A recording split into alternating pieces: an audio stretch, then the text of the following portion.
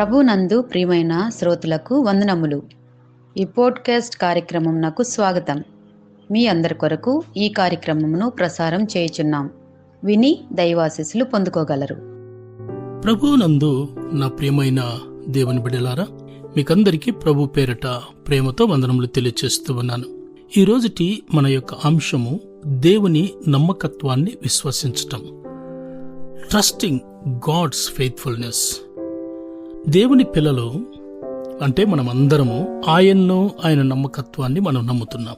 అయితే దేవుడు మనలను నమ్ముతున్నాడా అన్నది మనము చాలా జాగ్రత్తగా క్షుణ్ణంగా తెలుసుకోవలసినటువంటి విషయం. మనం ప్రభువును ప్రేమిస్తాం, కానీ ప్రభు మనల్ని ప్రేమిస్తున్నాడా? ప్రభువును మనం ఎరుగుదుము, ప్రభు మనల్ని ఎరుగుతున్నాడా? అదేవిధంగా దేవుని యొక్క నమ్మకత్వాన్ని మనం విశ్వసిస్తూ ఉన్నాం, కానీ దేవుడు నిన్ను నన్ను మనలను నమ్ముతున్నాడా అన్నది నేను మన దిననిత్య విశ్వాసపు యాత్ర జీవితంలో తెలుసుకోవలసిన ఒక ప్రాముఖ్యమైనటువంటి విషయం. ఎందుకంటే ప్రభు కూడా మనల్ని నమ్మాలంటే ఆయన మనలను నమ్మే విధంగా మన దినచర్యలు ఆయనకు ఇష్టమైనవిగా ఉండాలి. మన ప్రవర్తనలో కానివ్వండి, మన చూపులో కానివ్వండి, మన మాటలో కానివ్వండి, వీటన్నిటి ద్వారా, మన భవిష్యత్తు ద్వారా, మన జీవన విధానము ద్వారా దేవుడికి మనపైన నమ్మకం రావాలి. ఈ విషయాన్ని మనము గుర్తుంచుకోవాలి. 2వ తెస్సలోనికలకు రాసిన పత్రిక 3వ వచనంలో అక్కడ పౌలు గారు రాస్తూ, అయితే ప్రభు నమ్మదగినవాడు, ఆయన మిమ్మును స్థిరపరచి దుష్టత్వము నుండి కాపాడును అనే మాట వ్రాయబడి ఉంది. ప్రభు నమ్మదగినవాడు కాబట్టే మనలను దుష్టత్వము నుండి కాపాడేటటువంటి దేవుడు.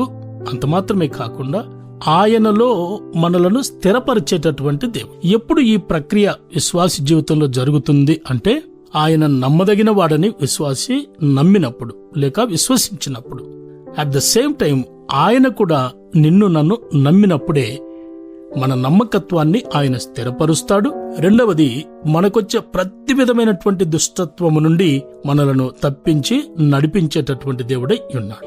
విలాపవాక్యములు 3వ వచనంలో, అనుదినము నూతనముగా ఆయనకు వాత్సల్యత పుట్టుచున్నది, నీవు ఎంతైనా నమ్మదగిన వాడవు అంటాడు కదండి. ఆయన ఎంతైనా నమ్మదగిన వాడు కాబట్టే ఈ ప్రపంచ దేశములలో ఉండేటటువంటి దేవుని బిడ్డలందరినీ ఆయన ఎంతో క్షేమంగా భద్రతనిచ్చి కాపాడుతూ ఉన్నాడు.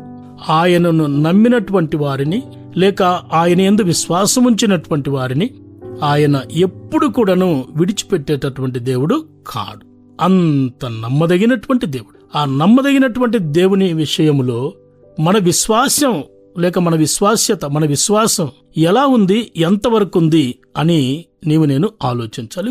కొన్నిసార్లు కొంతమంది మాట్లాడుతూ ఉంటారు, ఆయన నమ్ముకున్న తర్వాత లేక ఆయన అనుసరించిన తర్వాత మాకు చాలా ఇబ్బందులు వచ్చాయి, చాలా కష్టాలు వచ్చాయి అని అనుకుంటూ ఉంటారు.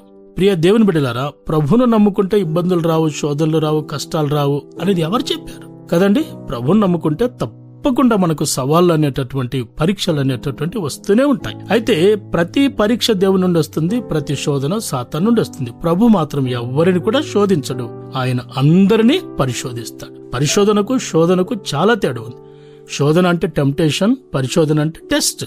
సో మనలందరినీ మన విశ్వాసంలో మనము ప్రభువులో బలపడుటకు, దేవునిపైన మనకున్న నమ్మకాన్ని అధికం చేయుట కొరకు మనందరి జీవితంలో కొన్ని పరీక్షలను ప్రభువే తెచ్చిపెడుతూ ఉంటాడు. అయితే ఆ తెచ్చిపెట్టినటువంటి ఆ ప్రభువే ఆ పరీక్షలలో ఎలా మనము నెగ్గాలో, ఎలా విజయం సాధించాలో కూడా ఆయనే మనకు మార్గం చూపించేటటువంటి దేవుడై ఉన్నాడు. 2వ తెస్సలోనికలకు రాసిన పత్రిక 3వ వచనంలో మనం అప్పుడే చదువుకున్నట్టుగా ప్రభు ఎంతైనా నమ్మదగిన వాడు కాబట్టి. 1 తిమోతి 4:9 అదే పౌలు తిమోతికి వ్రాస్తా అంటాడు, ఈ వాక్యము నమ్మదగినదియు కదండి. వాక్యమైనటువంటి ప్రభు నమ్మదగినటువంటి వాడు. మరి ఇంత గొప్ప నమ్మదగినటువంటి దేవుని యందు నీ విశ్వాసం ఎలా ఉంది అని నేను ఆలోచించవలసినటువంటి వారమై ఉన్నాం. 2వ తిమోతి 2:11, 2వ తిమోతి 2:13 ఈ మాట నమ్మదగినది ఏదనగా మనం ఆయనతో కూడా చనిపోయిన వారమైతే ఆయనతో కూడా బ్రతుకుదుము, ఇది నమ్మదగినది. 13 మనము నమ్మదగని వారమైనను ఆయన నమ్మదగిన వాడుగా ఉండును. కొన్నిసార్లు మనము ఆయనను నమ్మము, మనమైతే నమ్మదగని వారము, ఆయనైతే నమ్మదగినవాడు అని పౌలు తన ఆత్మీయ యవన ప్రియకుమారుడైనటువంటి తిమోతికి ఈ మాట రాస్తున్నాడు. ఈ ఉదయకాలంలో వింటున్న నా ప్రియమైన దేవుని బిడ్డ, మన దేవుడు ఎంతైనా నమ్మదగిన దేవుడు. ఆయనను నమ్మి ఆయనపైన విశ్వాసం ఉంచి మనం ఏదైనా చేయవచ్చు, ఎప్పుడైనా చేయవచ్చు. అది ఆయనకి ఇష్టమైందైతే, అది ఆయనకి చిత్తమైందైతే తప్పకుండా దాన్ని ప్రభు నెరవేర్చువాడై ఉన్నాడు. అలా ఉండినట్లు పరిశుద్ధ ఆత్మదేవుడు మనలను నడిపించునుగాక. ఈ కార్యక్రమమును గూర్చి మీ సలహాలు మరియు మీ ప్రార్థనా అవసరతల కొరకు మమ్మను సంప్రదించవలసిన మా ఫోన్ నంబర్ 9480585039 మరియు ఈమెయిల్ ఐడి info@fibaonline.org. మా ఫోన్ నంబర్ మరొకసారి 9480585039. Email ID info@fibaonline.org.